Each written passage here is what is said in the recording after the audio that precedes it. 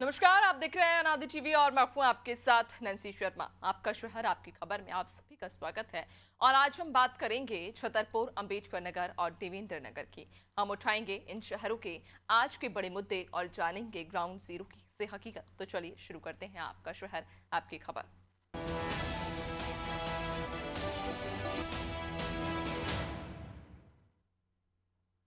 और आपका शहर आपकी खबर में आज सबसे पहले बात करेंगे छतरपुर के बागेश्वर धाम की, जहां PM Modi multi speciality cancer hospital का भूमि पूजन करेंगे।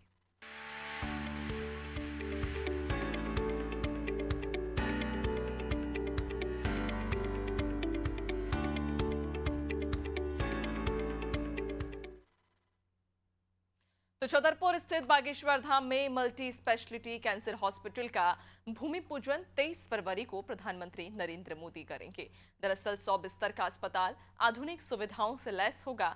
यहां देश विदेश के डॉक्टर सेवाएं देंगे। गरीब मरीजों को निःशुल्क इलाज उपलब्ध होगा।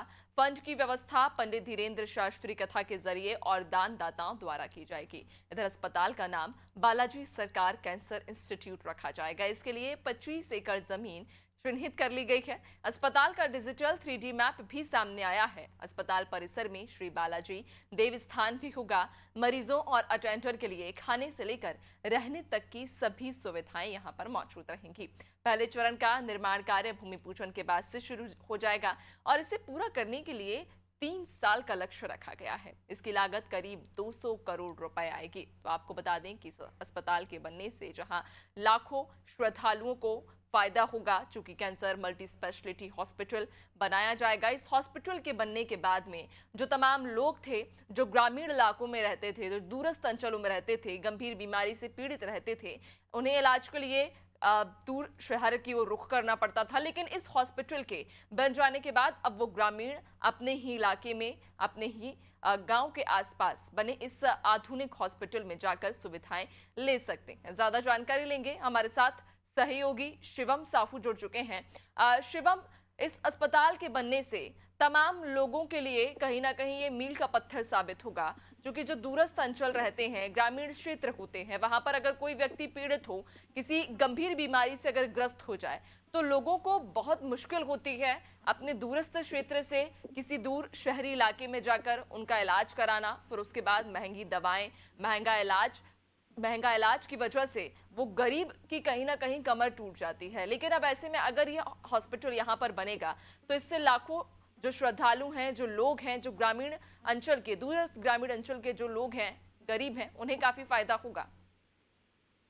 नैन्सी, बिल्कुल मैं आपको बता दूं, मैं इस वक्त पे बागेश्वर धाम जो है वहां पर मैं मौजूद हूं। आपको लाइव तस्वीरें आपको दिखा रहा हूं। मैं अपने कैमरामैन से कहूंगा कि यहाँ की लाइव तस्वीरें हैं। जो ये जमीन है 25 एकड़ से ज्यादा आवंटित की जा रही है। प्रशासन अपनी सारी तैयारियां कर रहा है।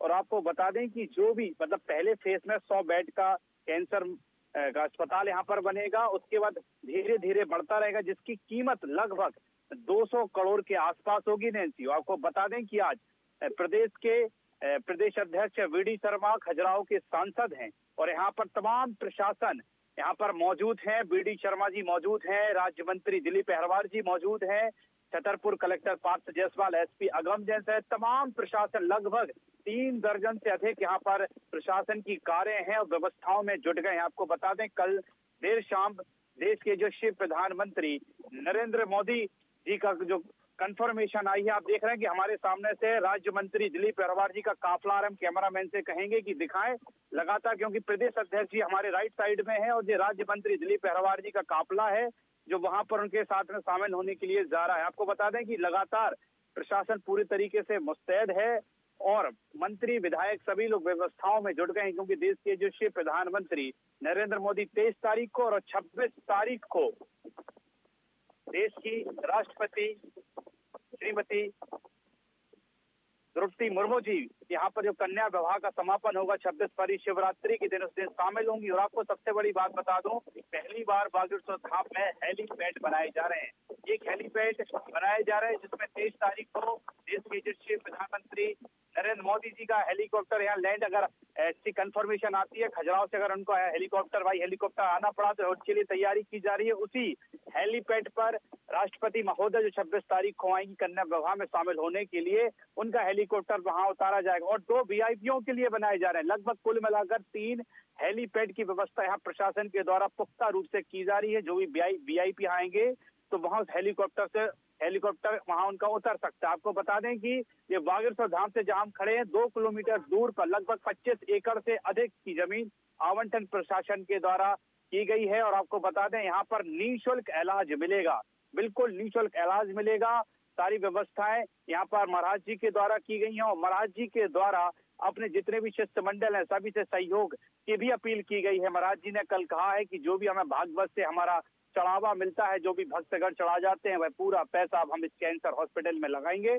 और कैंसर हॉस्पिटल जो 100 बेड का, पहले फेज में 100 बेड का, पर आगे जैसे व्यवस्थाएं होंगी, जैसे बालाजी सरकार का आदेश होगा, वैसे अस्पताल का निर्माण और अधिक बढ़ता चला जाएगा। नैन्सी, तरह से ये एक अनोखी पहल की गई है और इसे अनोखी पहल ही नहीं कहेंगे बल्कि जनमानस के लिए एक सेवा का काम कहीं ना कहीं बागेश्वर धाम सरकार की ओर से ये किया जा रहा है। निःशुल्क इलाज इस मल्टी स्पेशलिटी हॉस्पिटल में गरीबों का होगा और सभी उन श्रद्धालुओं का, सभी उन लोगों का जो इस हॉस्पिटल की शरण में आएंगे, जो बालाजी धाम की शरण में आएंगे। अगर इस हॉस्पिटल की हम बात करें, जिस तरह से आप जानकारी दे रहे हैं, जो जगह आप हमें दिखा रहे हैं कि जगह को चिन्हित कर लिया गया है, 25 एकड़ जमीन पर इस हॉस्पिटल को कई चरणों में बनाया जाएगा। पहले चरण में 100 बेड का अस्पताल होगा, उसके बाद धीरे धीरे कर इसे और विकसित किया जाएगा। लगभग कितनी समय अवधि रखी गई है इसे, कब तक पूर्ण कर लिया जाएगा और कब तक ये हॉस्पिटल बनकर आम लोगों के लिए तैयार हो जाएगा? नैन्सी, बिल्कुल आपको बता दूं कि पहले फेज में 100 बेड का हॉस्पिटल, कैंसर हॉस्पिटल बनाया जा रहा है और जो सब सुविधा मुक्त होगा। यहाँ पर सारी व्यवस्थाएं रहेंगी, अस्पताल में बिल्कुल निःशुल्क रहेंगी और लगभग 3 वर्ष का जो समय है वो निर्धारित रखा गया है। 200 करोड़ से अधिक की इसमें पहले फेज में बनाने में इसकी लागत रहेगी।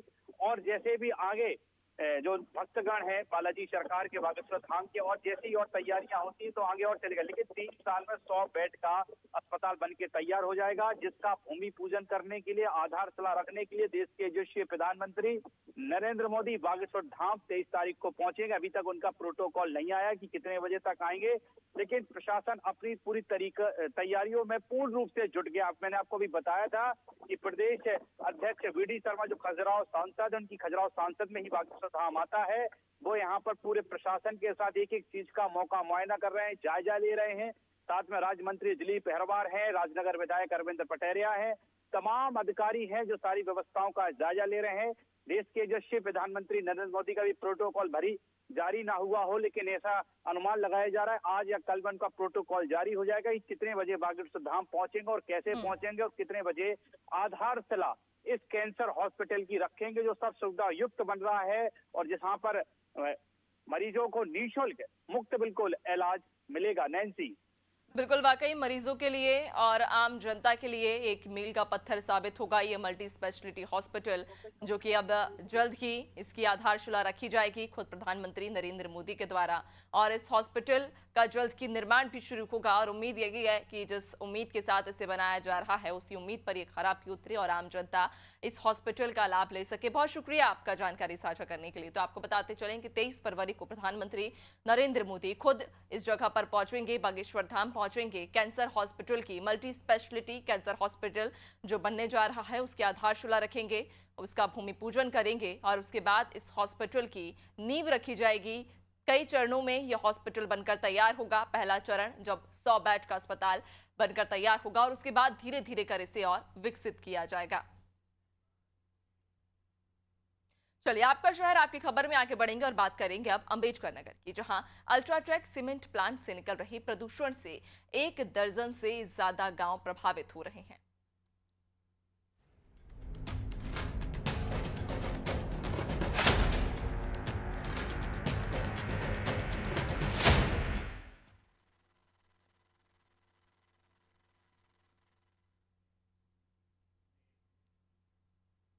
तो अम्बेडकर नगर के फतेहपुर में स्थापित अल्ट्राटेक सीमेंट प्लांट से निकल रही प्रदूषण और डस्ट के कारण 1 दर्जन से ज्यादा गांव प्रभावित हो रहे हैं। ग्रामीण कई बार धरना प्रदर्शन कर चुके हैं, लेकिन बावजूद फैक्ट्री के खिलाफ कोई ठोस कार्रवाई नहीं की गई है। ग्रामीणों की आवाज दबाने के लिए जिला प्रशासन ने उन पर दबाव डाला। ग्रामीणों का आरोप है कि फैक्ट्री से निकल रहे डस्ट के कारण हर 4 से 5 दिनों में एक व्यक्ति की मौत हो रही है और कई लोग गंभीर बीमारियों का भी शिकार हो रहे हैं। स्थानीय लोग और पर्यावरण कार्यकर्ता का ये सवाल अभी कर रहे हैं कि जब फैक्ट्री मानकों का पालन नहीं कर रही और लोगों के स्वास्थ्य के साथ खिलवाड़ कर रही है, तो सरकार और प्रशासन ऐसे उद्योग पर आखिर कार्रवाई क्यों नहीं करते? ये सवाल अब सभी के जहन में भी है। इससे बस सारी बहुत दिक्कतें आ रही हैं, जिससे इसमें क्या गर्दा बहुत उड़ रहा है, डस्ट। और इसमें अगर बाजू से गुजरते हैं हम लोग, आँख में बहुत ज़्यादा गर्दा पड़ता है। अगर धूप में कपड़ा सूखने के लिए डाल देते हैं, इससे भी बहुत तकलीफ हो रहा है। कपड़े में जाके पूरा डस्ट जम जा रहा है। इससे अस्थमा और प्लस खांसी जैसी बीमारियां बहुत तकलीफ दे रही हैं। यहाँ 2-3 बार हुआ था, लेकिन इससे कुछ मतलब इसका निष्कर्ष निकला नहीं अभी तक।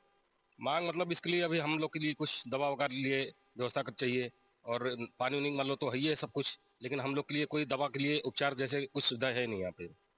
तो प्रशासन भी इसके लिए हमारे लिए कुछ ऐसा कर नहीं रहा है। 2007 में कनाडा स्थित गांव में अल्ट्राटेक सीमेंट का स्थापना किया गया कंपनी का, और उसके ध्वनि से और निकलने वाले डस्ट से 1 दर्जन से अधिक गांव प्रभावित हैं, जिसको लेकर समय समय पर धरना प्रदर्शन भी किया गया। लेकिन जिला प्रशासन है कि कुंभकर्ण की नींद हो रहा है, और ऐसे में सरकार को भी ध्यान में रखना चाहिए। आखिर घने आबादी में फैक्ट्री लगाने का लाइसेंस किसी ने दे रखा है, और लोगों के स्वास्थ्य के साथ जो खिलवाड़ हुआ रह रहा है, ऐसे में जिला प्रशासन को भी यही चाहिए, कंपनी के विरुद्ध शिकंजा कसना चाहिए। और कहीं न कहीं ध्वनि प्रदूषण, वायु प्रदूषण को लेकर लोगों में अस्थमा और टीबी जैसी भयानक महामारियां घेर रही, जो अपने आप में बहुत बड़ा सवाल और चिंताजनक विषय पहलू है। कैमरा पर्सन ज्ञान प्रकाश पांडे के साथ राहुल पांडे, नाडी टीवी, अम्बेडकर नगर। इससे बस सारी और ज्यादा जानकारी लेंगे। सहयोगी राहुल हमारे साथ में मौका स्थल से जुड़ चुके हैं। राहुल, जिस तरह से ग्रामीणों का भी हमने अभी कहना सुना, ग्रामीण जो वहाँ के स्थानीय निवासी हैं, उनका ये कहना है कि इस फैक्ट्री के कारण कई लोग बीमार पड़ रहे हैं, गंभीर बीमारियों से ग्रसित हो रहे हैं, जबकि हर 4 से 5 दिन बाद एक व्यक्ति की भी मौत हो जाती है। आखिर क्या ये पूरा मामला है? विस्तार से पहले जानकारी दीजिए। देना चाहता हूँ 2007 में ये अल्ट्राटेक सीमेंट का स्थापना हुआ था फतेहपुर कनाडा गाँव में, और जो दर्जन भर से अधिक गांव से लपेट में है। और जो कि मानक होता है फैक्ट्री लगाने का कि 5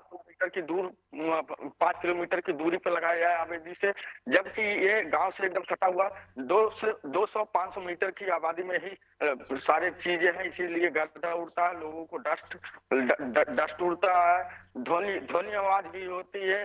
डस्ट उड़ने की वजह से आंख का रोशनी भी चली जा रही है लोगों को। डस्ट की वजह से डस्ट की वजह से अस्थमा के बीमारी हो रहे हैं। ऐसा लगभग आज ये नया नहीं है, ऐसा लगभग 10 साल, 15 साल, 20 सालों से होता नजर चला आ रहा। कारण यह है कि इन लोगों के प्रभाव में क्योंकि अल्ट्राटेक सीमेंट एक मानी जानी सीमेंट कंपनी है, तो ऐसे में डस्ट उड़ना और उसके बाद लोग बीमार हो जा रहे हैं। उसके बाद चारपाई पकड़ कर उनकी मौत हो जा रही है। कुछ लोग चारपाई पे ही जिंदगी गुजर बसर हो रही है। लेकिन ऐसे में जरूरत है जिला प्रशासन को ये चाहिए कि जो डस्ट उड़ रहा है उसका कोई न कोई एक व्यवस्था की जाए, जिससे डस्ट न उड़े, लोगों को बीमारियां ना हो, ना लगे। जी बिल्कुल राहुल, लेकिन ये भी जानकारी दीजिएगा, जिस तरह से रहवासी कह रहे हैं कि कई सारे लोग अभी तक इस धूल की वजह से गंभीर बीमारी से ग्रसित हो चुके हैं, कईयों ने अपनी जान भी गंवा दी है। आंकड़ा कितना है लोगों के बीमार पड़ने का और जो लोग अपनी जान गंवा चुके हैं अब तक? नैन्सी, अगर आंकड़े की बात करें तो प्रत्येक वर्ष कम से कम 6-7 से 8 लोगों की प्रत्येक वर्ष मृत्यु हो जाती है। जिनको 50 साल जीना है वो पहले ही खत्म हो जाते हैं। कहीं न कहीं सबसे ज्यादा अगर मानी जाए तो ये डस्ट की वजह से ही सारी मौतें हो रही, जो गांव वाला कहना, मेरा कहना नहीं, गांव वाले खुद ही कहते हैं। नैन्सी जी बिल्कुल, यानी कि कई सारे लोग अभी तक इस धूल की वजह से, इस प्रदूषण की वजह से गंभीर बीमारियों से ग्रसित हो चुके हैं, जबकि कईयों की मौत भी हो गई है। लेकिन उसके बावजूद इस सीमेंट फैक्ट्री पर प्रतिबंध नहीं लगाया जा रहा है और न ही फैक्ट्री के जो संचालक हैं वो तय मापदंडों का पालन कर रहे हैं। खैर, देखने वाली बात रहेगी कि आखिरकार अब कब तक कार्रवाई की जाती है। बहुत शुक्रिया आपका जानकारी साझा करने के लिए।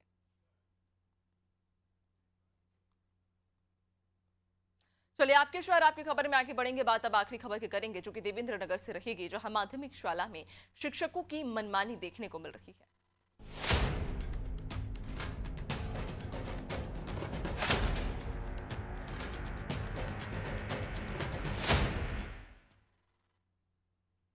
और देवेंद्र नगर में जन शिक्षा केंद्र ककरहटी के रंजोरपुरा के माध्यमिक शाला में शिक्षक समय पर स्कूल नहीं पहुंच रहे हैं।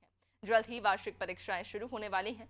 ऐसे में बच्चों की क्या पढ़ाई होती होगी, इसका अंदाजा खुद लगाया जा सकता है। जब इस मामले पर प्रधानाध्यापक से बात करने की कोशिश की गई तो उन्होंने कैमरे के सामने आने से इनकार कर दिया। वहीं मौके पर जो शिक्षक थे उनसे जब पूछा गया कि इस स्कूल में कितने बच्चे हैं तो उन्होंने बताया कि 45 बच्चों के नाम दर्ज हैं और 4 शिक्षक हैं, जिसमें से 3 शिक्षक टाइम से नहीं पहुंचे थे। और जब बच्चों के संबंध में भी पूछा गया तो उपस्थिति बेहद कम रही। तो शिक्षक भी गोलमाल जवाब देते हुए नजर आए और अपने जिम्मेदारियों से पल्ला झाड़ते हुए साफ तौर पर देखे गए। तो कितने बजे आते हैं? 11 बजने को है, 10 10 पे आ जाते हैं, मतलब थोड़ा आज तो कोई नहीं आए हुए हैं आपके अलावा? तो रोज आ जाते हैं, आज थोड़ा ऊपर नीचे किया। अच्छा, तो 11 बज रहा है, 40-45 तक आ जाते हैं। तो आज क्यों नहीं आए? 10:55 हो गई। बच्चों के आधार कार्ड भी बन रहे हैं, वो अपार आईडी। अच्छा, तो क्या छुट्टी ली अपार आईडी के लिए कि कुछ वो है, जानकारी है आपको? सर के अंदर में आपने अभी हमारे संज्ञान में ये जानकारी लाई है। हम इस पर संकुल प्राचार्य जन शिक्षक से लगातार इसकी मॉनिटरिंग कराएंगे और जो भी शिक्षक वहाँ पर पदस्थ हैं और वो समय से विद्यालय में नहीं पहुँचते हैं और अध्ययन अध्यापन नहीं करते हैं तो उनके विरुद्ध हम अनुशासनात्मक कार्रवाई करेंगे। तो देखा आपने किस तरह से इस माध्यमिक शाला में जो बच्चे पढ़ रहे हैं उनका भविष्य अंधकार में जा रहा है, किस तरह से स्थिति गर्त में जा रही है। और इसकी वजह है यहाँ पर पढ़ाने वाले शिक्षक, चूंकि शिक्षक खुद अनुपस्थित रहते हैं, शिक्षक खुद नियमों का पालन नहीं करते हैं और जब वे खुद नियमों का पालन नहीं कर पा रहे हैं तो वे बच्चों को क्या शिक्षक देंगे। ज्यादा जानकारी लेंगे जो सहयोगी हैं और चंद्रकांत हमारे साथ में जुड़ चुके हैं, रविकांत हमारे साथ में जुड़ गए हैं। रविकांत, माध्यमिक शाला में कहा जाता है कि जो शिक्षक हैं वे समय पर नहीं पहुंचते हैं। मात्र 4 शिक्षक हैं जो बच्चों को पढ़ा रहे हैं, लेकिन जब वे खुद समय पर नहीं पहुंच रहे, वे खुद नियमों का पालन नहीं कर रहे हैं, तो आखिरकार वो बच्चों को कैसे शिक्षित करेंगे?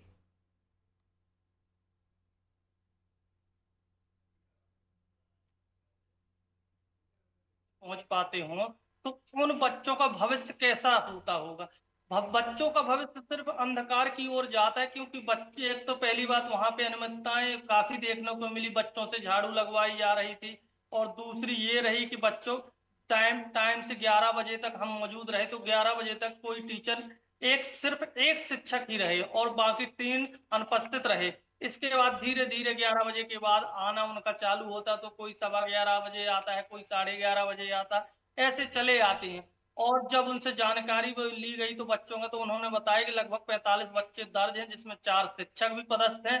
और जब उनसे बच्चों की उपस्थिति को पूछा गया कि कम उपस्थिति है, तो उनका जो वहां पर मौजूद शिक्षक थे उनका जवाब था कि बच्चे अभी प्याज लगाने गए होंगे, खेतों में जाते हैं, ऐसे जवाब देते हैं। और जो प्रधानाध्यापक थे तो उन्होंने कैमरे के सामने आने से ही मना कर दिया। हमने काफी प्रयास किया लेकिन वह नहीं आए।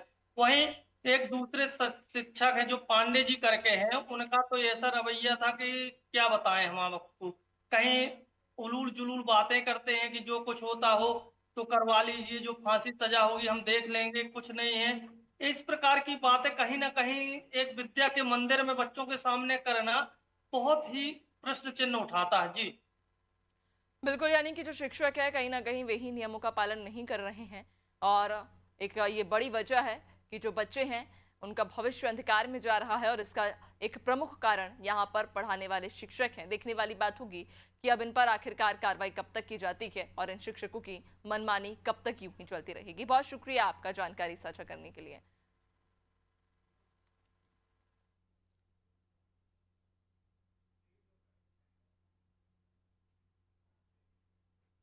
और फिलहाल आपका शहर आपकी खबर में इतना ही। बने रहिए नादी टीवी के साथ, दीजिए इजाजत। नमस्कार।